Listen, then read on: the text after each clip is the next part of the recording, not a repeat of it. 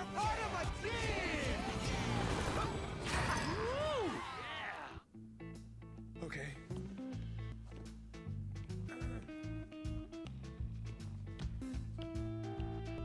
Hello. Good day, Professor and classmates. We're happy to welcome you to the Business Strategic Analysis of the LEGO Corporation. Our team consists of Sean Tria, a chemical officer, Very, a surface warfare officer, myself, Ben, a naval aviation maintenance officer, and Mary, a nurse corps officer. Our team will now run through the background and culture of LEGO, a timeline of their history, an analysis via the Porter's 5 forces, Swot, Pestle, their challenges, and our team's recommendations. Now, without further ado, here is Sean Tria. You've probably seen one of these, a Lego brick. But have you ever wondered how it all started and why it's called Lego? Actually, the name is much older than this plastic brick. Now we'll discuss Lego's background and culture.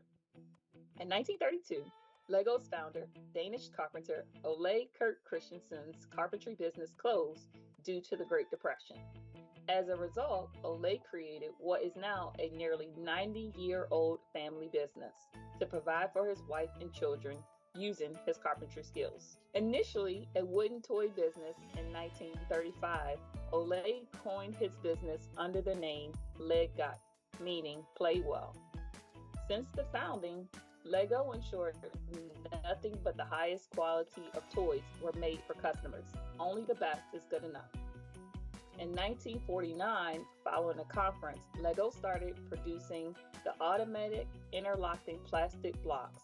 These precision bricks we all have come to know today had to fit together, but not harder than an 18-month-old could take apart. Over the years, the LEGO business expanded to nearly 130 countries and 650 stores, as well as 9 Legoland theme parks, and is currently the world's most profitable toy company with $7 billion of revenue and $1.6 in net profit. This slide shows the LEGO company's timeline. In gray, you see the beginning stages where the company was initially founded. In blue, the digital age, and in green, the company started to regain its footing.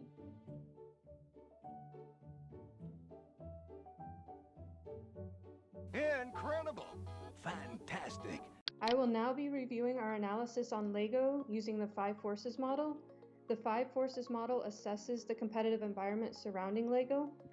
So from the perspective of entrants, LEGO is able to dominate the field of building blocks due to their patent that they had established back in the 1950s. There may have been less expensive options out there on the market, but they typically lack in quality that is found with LEGO bricks. From the supplier perspective, LEGO has chosen to work with a small number of suppliers, and this has provided them an advantage by ensuring stable pricing for both themselves as a company and the consumers, in addition to providing consistent quality. Also, the buyers' demand, it really has little influence on their ability to drive prices up or down due to LEGO's extensive global market. LEGO's buyers include a large range of buyers in terms of age range and globally. LEGO has expanded their market in the past 10 years or so and has different themes geared to different ages of kids and adults. For example, they do have the Duplo blocks for children in the toddler age range, and they have traditional sets for kids. And then they also have started developing more advanced sets that are geared towards the adult fan of LEGOs. So LEGO has expanded globally, and they now sell their products in 130 countries. And recently they've seen a pretty significant surge in growth in China as well. As far as substitutes, there are several alternatives, but the quality of the interlocking bricks and the quality of instructions are viewed as inferior substitutes to consumers, but they do provide a cheaper alternative to families who don't have the means or desire to spend hundreds of dollars on LEGO sets. So while LEGO isn't threatened much by LEGO clones, they still have to compete against other toy companies for business, and the technology sector, as more children may want to spend more of their time with electronics and less time doing imaginary play with Legos. So moving into the SWOT analysis, a few of the features that were utilized in the 5 forces model do apply to this model as well, so you will see a little bit of overlap. Most of this analysis is focused on their economic crisis that they had in the early 2000s when they were on the verge of bankruptcy. So overall, their main strength that they have is that they are a reputable brand and they have a strong customer loyalty base. When you buy a Lego, you know the quality that you're going to get and it's consistent. Their strength also includes the patents that they established. In addition, they have a solid core business strategy that they were able to fall back on during their financial crisis that was able to carry them through and allowed them to be successful in the future. Another strength that they have is their low-cost innovation team and the use of the Future Lab. So this allows them to have a low-risk environment for innovation of new products, and it has very few constraints. So the team is able to work together and come up with new ideas at very little risk. From a perspective of their financial crisis, they do have several weaknesses. They had definitely overstretched into industries and tried to manage the new businesses the same way they did their core business, even though there were significant differences across the industries. For example, they opened theme parks and still tried to use the same management skill set that they were currently using to run Lego productions, and they invested in standalone Lego stores, which were in direct competition with the retail stores that already sold their products. So in addition, they were developing into 5 adjacent markets each year, and it's recommended that businesses should only diversify into a new market every 5 years. So essentially, Lego at the time was bleeding money. Lego's biggest opportunities are with their emerging markets in Asia, such as China, where they have seen a large growth in revenue. In addition, they have other technology initiatives that they can tap into as well. As recently, they've been developing their own movies and they have their own Lego TV series on Netflix. Early 2000s, Lego's biggest threat was themselves. So they lacked the fundamentals of basic business bookkeeping and strategy. For example, in 2003, they had record losses, negative cash flows, they had too much inventory sitting in the wrong countries, and they lacked any communication that went from the top of management to the lower levels. They basically lacked awareness of knowing which products were making a loss or profit, so they were not able to be adaptable and adjust their products to the demands of the consumers. Another threat that Lego has been faced with is their expiring patents that had helped them ensure their success in the beginning by limiting competition. The last of their patents to expire was in 2011. And with that patent expires, it does open up the possibility for new entrants into the market utilizing their technology. Pestle analysis of Lego analyzes the brand on its business tactics. It examines the various external factors like political, economical, social, technological, which impacts its business along with legal and environment factors. It also highlights the different extrinsic scenarios which affect the business of the brand. In the political factor, Lego has the approach of not taking an interest intentionally in any political occasion. They avoid government issues, and this arrangement is depicted through their activities on different events. They denied giving a mass request to a Chinese artist, Ai Weiwei, for his display in Australia for the right to speak freely of discourse, the issue of political significance. In economic factor, Lego declared that it would shut down its plants in the US following 70 years of business in 2006. The organization wiped out around 1,200 occupations, causing monetary ruin at the time. It referred to the developing electronic device messing around culture in the US of late. The organization was one of the last toy organizations assembling child toys in America. The organization had to migrate to certain countries such as Hungary, Mexico, and China since activity costs were less expensive than in previous areas. In social, Lego has worked together with UNICEF to secure and defend the privileges of youngsters by taking out kid misuse and kid work. It has a prominent position on these issues and every conceivable activity to improve the present circumstances. Lego has fought to be capable on its business direct as toys are most unequivocally and sincerely associated with kids. Accordingly, the honors of creating toy characters that are solid for youthful personalities lies on them. Being the market head now, Lego has to help kid welfare issues. It is doing as such as vote to give UNICEF a complete $8.2 million in the coming very long time to be put resources into kid welfare ventures, especially for youngsters living in combat areas. Technological factor. One magnificent case of viable and astute showcasing by LEGO is the production of vivid arrangement utilizing its Ninjago characters. They realized that the more kids would watch this arrangement, the more they will be genuinely joined to these animation characters, and along these lines will request that character explicit toys. Another tech innovation is the idea of Lego Life. It is originated in monitoring how children share their Lego builds in Lego Club Magazine's school creation section and post their creations on the company's message boards. Lego Life was developed to transfer this desire to share creations into the online environment. Another innovative product, Lego Boost, lets children create models with motors and sensors and then bring their designs to life through simple icon-based coding commands. Lego is known as the Apple of toy industry due to its constant development and inventive advertising and circulation system. At legal factor, Lego operates in different countries, so it has to be very careful regarding the rules and regulation of the countries in which it is running. It should check whether the government policies or judicial don't affect its business in a negative sense. It should also keep in mind that different countries give different levels of protection for intellectual property rights. In 2017, Lego won the copyright case against two Chinese companies. The products were manufactured under the name Bella, and it was the copy of Lego that is hurting the business of Lego significantly. After winning the case, Lego now has the chance that it will file more suits against the companies violating its trademarks. In the environment factor, consumers today are becoming more and more conscious of the environment and the negative impact of environmentally unfriendly material. Lego is making significant efforts in reducing its carbon footprint by making products more sustainable and environmentally friendly.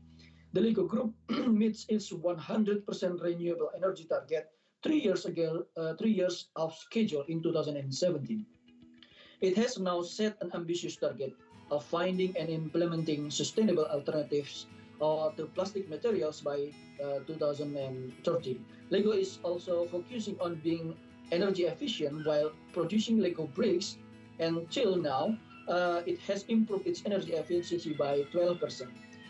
They are also determined to reduce carbon emissions, encouraging its support suppliers to reduce the carbon footprint. Those Lego Pestle analysis highlights the various elements which impact its business performance. This understanding helps to evaluate critically of external business factor for any board. And now we'll discuss some of the challenges that LEGO has dealt with over their nearly 90-year history. In the early days, the company had to deal with the results of the Great Depression. Ole Kurt Christensen lost his wife, had to endure the effects of World War I and World War II, and then the company also suffered two fires. The first in 1942 completely destroyed his toy factory. It was in 1960, after the fire, that the company decided to shift to the production of only the Lego blocks that we know today.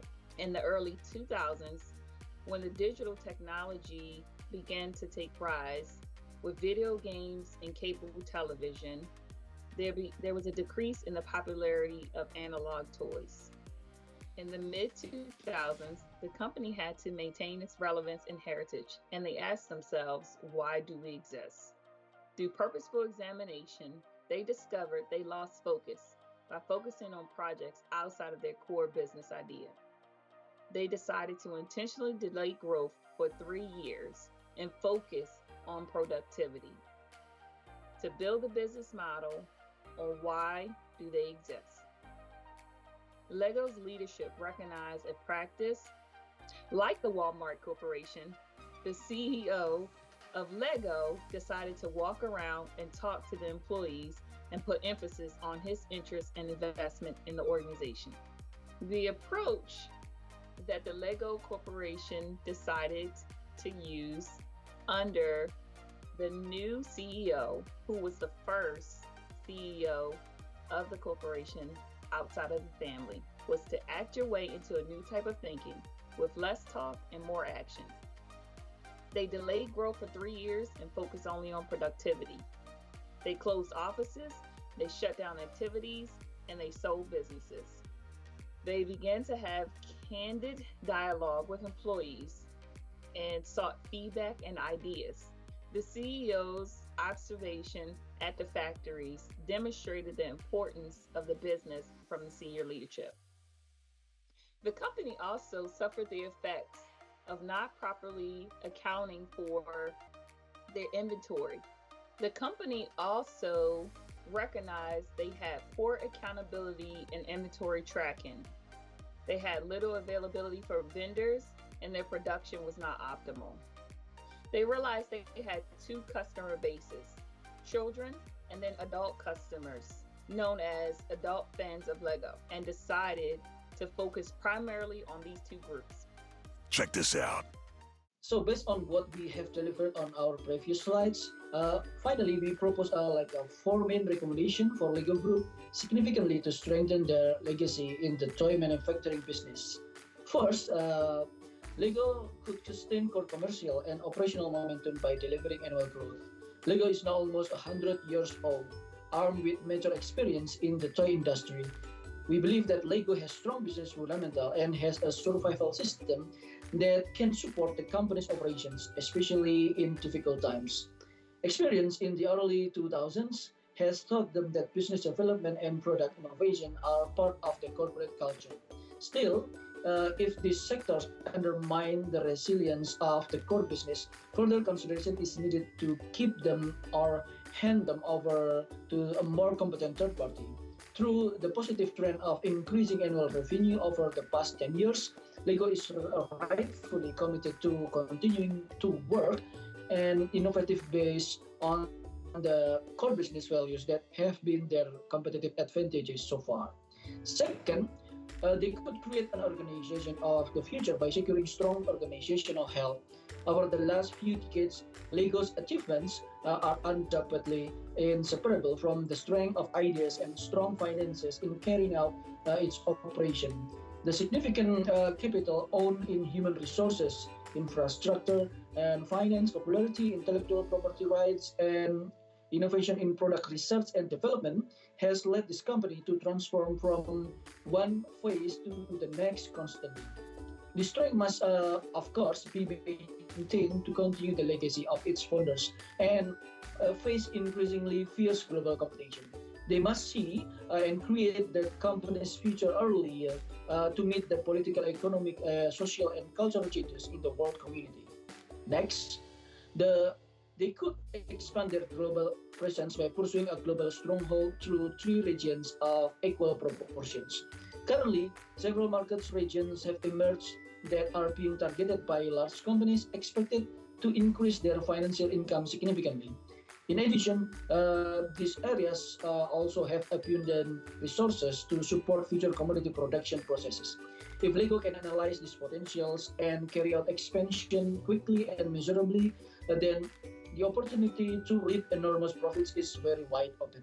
Lego's concern for developing children's education through toys is undoubtedly one of the main attractions that can pull new business regions. In the end, they should leverage digitalization by utilizing potential in e-commerce, digital communication, One Reality, and digital infrastructure. Lego's success in campaigning for Ninjago and Lego Movie is one of the best moments in the last 10 years. They could bring back the public's memory of a type of toy consisting of plastic bricks famous in the 20th century. Through digitalization in play, they had the opportunity to maintain this success through collaboration with leading technology and communication companies to develop innovative new gaming concepts that the community can accept as a significant breakthrough in the toy industry that touches kids and also adult generation. And we are still convinced that only the best is good enough, because children deserve the best.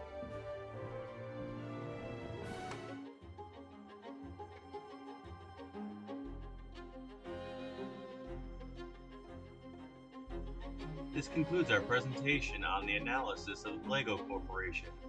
We'd like to thank you for your time, and also now we'd like to open it up to class discussion.